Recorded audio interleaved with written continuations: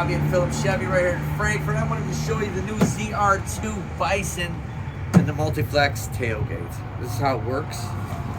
So you got two buttons here, you see. Now the bottom button is going to release the entire tailgate, okay? So here we go, hit it. Then you want to hit the top button to release the step. Okay, you see that? All right, now release the step.